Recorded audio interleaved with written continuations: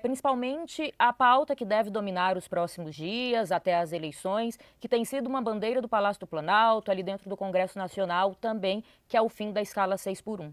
Eu gostaria de saber qual a opinião do senhor, né, enquanto pré-candidato, se tem partes que lhe agrada ou não, e como tem sido aconselhado também os deputados e senadores, não necessariamente do partido, que é um partido novo, mas que, né, do antigo MBL, que andam junto com o senhor nessa esfera política, digamos assim. Eu não fujo de perguntas dessa, e eu digo isso porque eu fico vendo o meu concorrente no campo da direita, o Flávio Bolsonaro, avisar que ele não tem nenhuma posição sobre nada em termos econômicos, né? E lógico, ele tem medo de perder voto e isso trai o eleitor dele. O Flávio Bolsonaro não tem coragem de falar sobre isso. Nós somos contra essa alteração à lei e eu aviso para o trabalhador que está assistindo essa entrevista, você está sendo enganado. A discussão não é se você vai trabalhar mais ou menos recebendo o mesmo dinheiro. A discussão é se vai passar um projeto e aí você não terá mais o seu emprego. É basicamente isso. Porque nós já temos um país que está fora das cadeias globais de produção. Ou seja, as empresas brasileiras estão sendo tiradas dos processos internacionais de fazer um carro, de fazer um equipamento para um celular. A gente está ficando isolado e estamos primarizando a economia. Ou seja, a gente está vendendo soja, minério de ferro. Nós estamos ficando um país com empregos que pagam menos.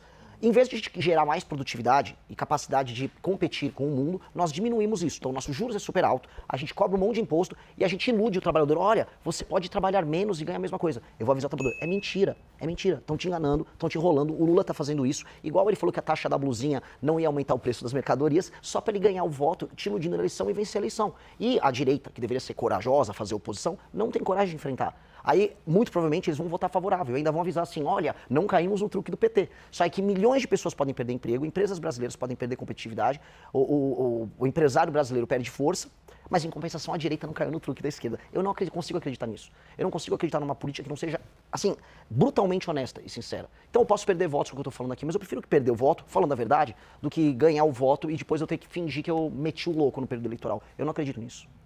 Isso me remete a uma comparação que o senhor mesmo já fez com Javier Milei, com o que foi a campanha dele na Argentina e o que tem sido o governo dele, a forma dele de governar. O quanto que um governo Renan Santos seria uma versão brasileira de Javier Milei? O que o senhor admira e o que o senhor faria melhor do que Javier Milei tem feito na Argentina? É uma grande pergunta, Yuri, porque ele pegou um país quebrado e um país sem esperança. E acho que a virada da esperança na Argentina começou na vitória da Copa do Mundo. Aí, para mim, seria muito bom se o Brasil ganhasse, para a gente ter uma virada de esperança no Brasil. E o Milei, ele assume o país, né, nesse momento estranho. E durante o período eleitoral, ele fez o que eu acabei de fazer agora. Ele avisou, olha, eu vou fazer reformas que muitas pessoas vão dizer que são impossíveis de se fazer, que vai fazer as pessoas sofrerem. E sim, no começo vai ser difícil, mas eu prometo que no médio prazo, longo prazo, vocês vão ver a diferença. Eu vou fazer justiça através dessas reformas. Ele fala da la casta, que são os privilegiados. Eu vou mexer com os privilegiados, com os políticos privilegiados, com os magistrados privilegiados. E, pois bem, eu falo a mesma coisa. Há uma tradição, porque, assim, eu também quero avisar o eleitor, a pessoa que está nos assistindo agora. Os políticos não fazem propostas, eles falam com os marqueteiros deles e os marqueteiros avisam o que é popular de se falar no meio de uma câmera. E aí ele não vai falar, por exemplo, de uma PEC que nós já protocolamos, que altera o regime fiscal brasileiro. Que é uma PEC que faz novamente uma reforma da Previdência, porque vai precisar mexer. Nós já protocolamos, desculpa, só para explicar aqui para quem está nos vendo, pelo deputado Kim Kataguiri, que é o atual deputado que o Missão tem, foi eleito na época pelo União Brasil, né? Exato. E pôde migrar para o Missão agora. Então ele protocolou, exatamente, essa é uma PEC que altera regime previdenciário e assim, quem falar para você que não vai fazer reforma nisso está mentindo, que altera as indexações e as vinculações, que são temas muito difíceis de explicar, acho que a gente nem tem tempo de explicar aqui, mas que são temas que vão ter uma resposta muito forte da esquerda e dos sindicatos. E aí todo político vai falar com o seu marqueteiro e vai falar, não, isso é impopular. O Milei falou na Argentina, olha, eu vou fazer, eu vou comprar a briga. E eu falo a mesma coisa, nós precisamos comprar essa briga e quem fugir da discussão está mentindo. Mas o que eu aviso também, vou comprar a briga, pode soar difícil no começo, mas depois de um ano eu vou poder trabalhar nas alíquotas dos impostos, e eu vou poder trabalhar na queda dos juros. E aí o seu dinheiro vai valer mais e o produto vai custar menos. Aí você vai sentir que você está ganhando mais dinheiro, você vai ter mais capacidade de pagar suas contas e de viver melhor. O que eu aviso é o brasileiro, né, o corpo da economia brasileira é um corpo doente. E você não vai resolver um corpo que está doente dando sorvete para ele. O Lula ficou oferecendo sorvete para o corpo doente. Toma agora um Vale Gás, toma uma energia elétrica. E o Flávio, ele não fala nada. Não vou falar nada, tá, doente? Eu vou ficar quieto porque uma hora você vai sair andando. Dica, não vai sair andando, o corpo vai morrer e eu vou ter que dar um remédio muito amargo. Mas depois do remédio amargo, o corpo vai voltar a funcionar. Larissa? Pré-candidato, eu queria entrar em alguns assuntos que também têm sido pauta, principalmente no Congresso Nacional, e que eu tenho visto alguns posicionamentos do senhor nas redes sociais. Eu queria saber a opinião do senhor, por exemplo, sobre o PL da misoginia e outros textos também que nos últimos tempos têm focado em tentar evitar a violência contra a mulher, que tem sido crescente no nosso país. O senhor é contra esse PL? O porquê? Qual que o senhor disse dessa necessidade de tentativa de se aproximar das mulheres? Como fazer esse caminho num público que, até onde a gente tem acompanhado, não tem uma preferência direta pelo senhor pelos últimos posicionamentos? Grande pergunta. Veja, quando eu rodei o interior do Maranhão, quando eu rodei o interior do Ceará, fui em cidades tomadas pelo Comando Vermelho, quando eu fui no Rio de Janeiro, absolutamente nenhuma mulher me parou para falar que estava muito preocupada com o avanço da misoginia em redes sociais. Elas estavam preocupadas que o filho delas estava sendo assaltado, que a filha delas estava sendo assaltada, que ela estava sendo assaltada. Falou, por favor, acaba com esses bandidos. Inclusive, as pesquisas demonstram que há uma preocupação com a violência, ela é enorme. Está sempre violência e corrupção dentre as maiores preocupações do brasileiro. Ela também está preocupada se a escola que o filho dela está estudando está alimentando bem a criança, e se a criança está aprendendo, e se ela vai ter um transporte bom para ir e voltar do trabalho dela, porque essa mulher, em geral, é uma mãe solteira, cujo pai, em muitos casos, não paga pensão, e ela é obrigada a cuidar da vida. Essas são preocupações materiais e concretas. Só que a gente chega nas redes sociais e vê essas discussões do movimento feminista, que olha, nós precisamos discutir a misoginia. O que isso gera? Perseguição a pensamento diferente em redes sociais, ou como eu vi num concorrente de vocês na televisão, algumas especialistas falando que se um homem interromper uma mulher num ambiente de trabalho, isso é misoginia. Pois bem, sendo misoginia, isso seria equiparado à injúria racial, crime inafiançável. Então nós começaremos a ter, vamos dizer, empresas se preocupando em talvez não contratar mulheres, pessoas evitando relacionamentos pessoais, relacionamentos amorosos, com medo de uma criminalização das relações. Então, em vez de a gente focar no que realmente interessa às mulheres, nós criamos espantalhos e ficamos focados nesses espantalhos. Eu não consigo acreditar nisso. E aí eu vejo, né, a esquerda interessada em obter votos, fazendo demonstração de virtude no Congresso. Agora vai acabar a misoginia. E a direita covarde votando junto com medo de perder voto entre as mulheres. Eu volto para a minha mesma posição para esse caso 6x1. Quer ajudar as mulheres a não serem alvo de violência? Vamos aumentar as penas para qualquer crime violento contra a mulher. O marido bateu na mulher, vamos aumentar a pena porque a pena não está alta.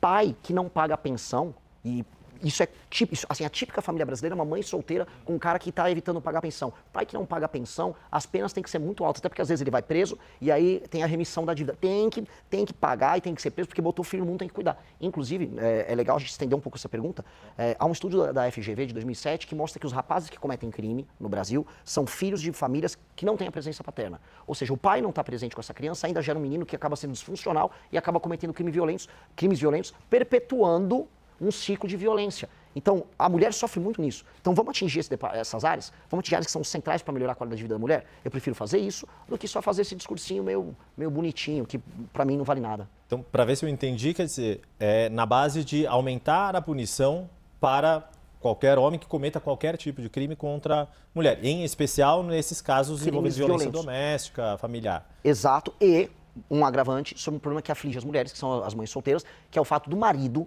evadir do pagamento da pensão e não estar presente na criação da criança. Isso é um problema social gigantesco. Eu volto a colocar, isso é a base do nosso problema de violência. A gente fala, como resolver a segurança pública? Tem que botar a polícia, tem que destruir as facções? Tem. Só que quem é a força de reposição, quem é a mão de obra barata que o crime vai buscar? É um menino que quase sempre tem um pai ausente. Vulnerável, não tem um exemplo masculino. E a correlação, inclusive, entre a ausência de pai e cometimento de crime por esse jovem é maior do que, por exemplo, desigualdade social. Para a gente ver o quão grande é esse impacto. Então, nós temos que corrigir isso. Homem vagabundo que não quer pagar a pensão da mulher ou quer abandonar a criança, esse cara a gente vai atrás dele. Precisa ir. O senhor mencionou a questão aí do combate ao crime organizado e também tem sido uma referência que o senhor sempre tem citado nas políticas de segurança pública, que é o presidente de El Salvador, Nayib Bukele, que se tornou uma referência que muitas lideranças, principalmente aqui na América Latina, têm citado. Agora, El Salvador é um país incomparavelmente menor do que o Brasil. Acho que, se eu não me engano, o senhor já esteve, inclusive, em El Salvador? Não chegou a estar. O Renato Batista do nosso time teve. Tá. Conversou, inclusive, com o Kelly. Perfeito. O que foi, então, aprendido desta conversa do Renato, da sua equipe, com o presidente de El Salvador, que é, de fato, aplicável aqui no Brasil? E como que, na sua avaliação, mesmo que o presidente da República tenha uma postura mais incisiva, mais dura contra o crime, como articular isso, sendo que a segurança é uma responsabilidade de 27 governadores dos mais variados matizes, trajetórias, origens e realidades locais? Outra pergunta que ela é muito complexa e eu vou responder da forma mais clara possível. A primeira coisa que o Bukele fez foi quebrar a imaginação que nós temos na América Latina. Ele mudou no país dele, mas isso existe no México, na Colômbia, no Peru, no Brasil, que é a ideia de que você vai conviver pro resto da vida com o crime organizado. Portanto, tua casa tem que ter um muro, portanto, teu carro tem que ter um isso-filme, você tem que ter medo de andar com o celular. A América Latina aceitou que ela é controlada pelo crime. Então, a primeira coisa que ele mudou foi, não, eu posso destruir isso. E a gente ouve sempre dos especialistas, é impossível destruir, não dá, olha, temos que conviver, nós temos que aceitar que o Oruan vai fazer uma música, vai tocar no Spotify, o filho do Massinho VP, e o filho do Marcola também agora é artista. Então, a negação dessa aceitação, ou seja, a mudança na cabeça das pessoas, foi a primeira coisa que ele fez. E ele gerou o resultado. Ele aumentou as penas, ele colocou, né, algo que é permitido na Constituição de El Salvador, que é um estado de exceção, que permitia que a polícia e as forças armadas agissem de maneira enfática. Ele tratou as facções criminosas como organismos anômalos, como terroristas, ou seja, ele teve uma lei especial, criou o famoso Secote, que custou coisa de 500 milhões de reais fazendo a conversão, que é um super presídio lá em El Salvador. E aí ele destruiu eles e hoje El Salvador é um lugar muito, mas muito seguro. Outras nações, por exemplo, no leste asiático, apresentam também leis muito duras contra o crime organizado e apresentam, a despeito de terem sido pobres há muito tempo, qualidade de vida e números ligados a homicídios e roubo muito menores do que o Brasil. Então, ir por esse caminho, e eu posso falar de nações maiores do que El Salvador, eu posso falar da China, que é gigantesca, que apresenta, vamos dizer, leis penais quase tão duras quanto El Salvador, num estado de exceção, mostram que a gente tem esse caminho de enfrentamento. A questão é que a gente simplesmente não está tentando. E nós temos que tentar, porque nós temos que parar de aceitar que nós temos que esconder o celular quando a gente anda na rua, que uma mulher tem que ter medo de sair do ônibus e chegar até a casa dela. A gente não tem que ter medo de nada. Assim como nós temos que tirar da nossa cabeça a ideia de que cidades têm que ter favelas, que a favela faz parte da nossa personalidade, que a pobreza faz parte da nossa identidade, que nós temos que ter, sei lá, um pé de meia para a criança ir para a escola. Isso é tudo loucura. E a gente aceitou que a gente tem que viver uma vida de louco. Então, nós temos que endereçar essas grandes questões com a mesma missão que o Bukele entrou. Eu vou acabar com o crime organizado, com as medidas duras que ele adotou e com a nossa capacidade bélica, nós temos através das polícias e da inteligência com COAF e Polícia Federal. Nós temos que endereçar a questão dos investimentos estatais para acabar com a favela, que é o lugar em que o crime, infelizmente, domina as pessoas. A gente está falando de praticamente 50 milhões de pessoas que vivem sob a interferência direta do crime organizado. E mudar a imaginação do brasileiro de que é possível viver num lugar que é muito bonito e que pode ser feliz. Hoje nós temos um Brasil que tem um potencial enorme, mas é um país triste, cujas cidades são feias. As cidades do Brasil são horríveis. Todas as casas são muradas, as ruas são abandonadas e as pessoas têm medo de andar. Então, essa mudança cabe ao Poder Executivo. Esse é um papel do presidente. E aí, te respondendo sobre a articulação, de maneira muito simples. Há governadores que tentaram já fazer esse enfrentamento, mas eles são submetidos a uma lei penal e as leis de execução penal, que são prerrogativa do Congresso Nacional e da Presidência da República alterar. Então, quando tentaram as UPPs no Rio de Janeiro, por mais que tenha sido uma iniciativa boa, no fim do dia, se não alterasse as leis penais e o Código de Processo Penal, não resolvia nada. Se não tivesse um estado, por exemplo, se eles pudessem decretar o estado de defesa, que permitia que o BOP entrasse na casa das pessoas onde às vezes se escondia um criminoso, não ia dar, como não deu. Então, o Poder Executivo tem que criar um arcabouço legal e agir junto com as polícias estaduais, com os governadores. Se o governador está cooperando e ele executar, vamos bater as metas juntos. Se o governador não cooperar, como, por exemplo, eu tenho certeza que o governador do Ceará, que vive me processando, não cooperaria, nós vamos colocar um estado de defesa no estado dele, ele fica afastado dessa prerrogativa e nós destruímos o crime no estado dele. Meu recado é para todos os estados. Na Bahia, no Ceará, as pessoas reclamam, e a polícia também reclama, o governador não faz nada. A gente sabe onde está o criminoso, eles estão tomando a cidade, mas ninguém faz nada. Eu vou fazer. Só para esclarecer, antes de passar a palavra para a Larissa, o senhor falou estado de defesa, quer dizer, usar um mecanismo que já existe na Constituição e mais rigoroso do que, por exemplo, as GLOs, as Garantias de Lei e Ordem, por exemplo. Que o Temer usou. Exato. O Rio de Janeiro passou por uma intervenção, Exato. Era o general Walter Braga Neto. Exato. E veja só, não é um mecanismo, quem fala, isso é autoritário, isso não é autoritário, isso é estabelecer a autoridade. O Temer tinha feito uma GLO assumindo o controle, vamos dizer, da área de segurança no Rio de Janeiro. Ok.